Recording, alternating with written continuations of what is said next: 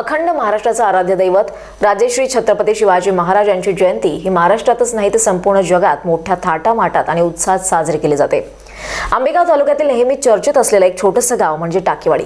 या गावात गेल्या 3 वर्षांपासून टाकेवाडीतील सर्व महिला भगिनी, लहान मुलं, युवा, तरुण तरुणी तसंच नागरिक एकत्र येऊन डीजे सारख्या पाश्चात्य संस्कृतीला फाटा देत अगदी वेगळ्या पारंपरिक पद्धतीनं शेकडो मातीचे दिवे पेटवून दीप प्रज्वलन करून महाराजांना मानवंदना देत शिवजयंती साजरी करतायत।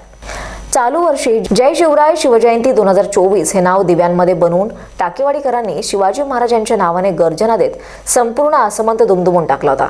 यानंतर कार्यक्रमासाठी उपस्थित सर्व महिलांच्या वतीनं महाराजांची आरती संपन्न झाली आहे। टाकेवाडी गावातील शाळकरी मुलांना भाषण करण्याची संधी उपलब्ध करून देण्यात आली।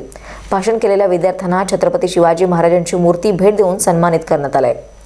शिवजयंतीसाठी प्रामुख्याने पुढाकार घेणारे टाकेवाडी गावचे युवा उद्योजक सचिन वायाळ यांनी आपले विचार मांडताना उद्याची भावी पिढी तसंच युवा पिढी यांनी महाराजांच्या विचारांना प्रेरित होऊन आपल्या जीवनात यशस्वी वाटचाल करावी, तसंच शाळेतील मुलांना महाराजांचा इतिहास माहीत व्हावा, तसंच त्यांच्या कलागुणांना वाव मिळावा म्हणून गावात शिवजयंती साजरी करत असतो असं सांगितलं।